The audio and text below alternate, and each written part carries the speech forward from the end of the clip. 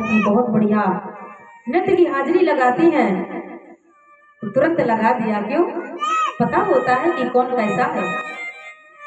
उस ब्राह्मण का नाम डाकू अजामिल पड़ गया। अब तो भैया वो रात के 1:30 बजे 2 बजे 3 बजे रात्रि में आता, काली पट्टी माथे में और ऊंट का जो सामान होता था थैले में लटकाए हुए, नंगी तलवार हाथ में लेकर के आता। जब गांव वाले देखते तो फटीफट अपनी दुकान, अपने दरवाजे, अपने मकान तुरंत बंद कर लेते। क्यों? मार देगा, धन तो लेगा ही लेगा, लेकिन अगर हम कुछ बोले तो हमें खत्म भी कर देगा। एक बार क्या होता है कि कुछ संतों की मंडली, पहले के संत क्या करते थे कि इकट्ठा होकर के और नारायण का कीर्तन करते हुए गांव गांव में भ्रमण किया करते थे। और जिस गांव में उन्हें रात्रि हो गई तो वो पूछते थे कि इस गांव में कोई ऐसा महानुभाव इंसान हो जो हम इतनी मूर्ति है हमारे भोग का, हमारे प्रसाद का व्यवस्था कर सके। 50 संत थे, एक मंडली है उनकी, और वो कीर्तन करते हुए आ रहे थे और आते आते कहाँ पहुंच गए?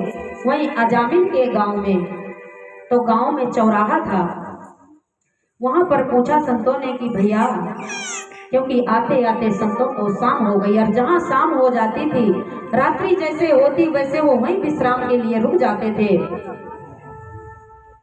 उन्होंने पूछा भैया, कोई ऐसा महान भाव का घर है जो महान हो, संतों का आदर करता हो? तो हम 50 मूर्ति हैं, हमारी खाने की, हमारी भोजन की व्यवस्था कर दे। जो चौराहे पर लोग बैठे थे उन्होंने संतों का उपहास कर दिया। इधर ध्यान दीजिए, नहीं मैं फिर हाजिरी लगाऊंगी, ध्यान रखना।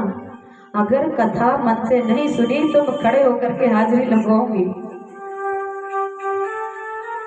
उन्होंने कहा कि इस गांव में तो एक ही महान व्यक्ति है, एक ही महानुभाव है, एक ही धर्मात्मा है, नाम है अजामिल, और आप पधारिए महाराज उनके घर में।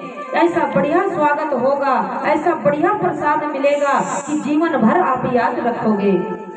महात्मा तो सरल हृदय होते हैं, वो लोगों का उपहास समझ नहीं सके।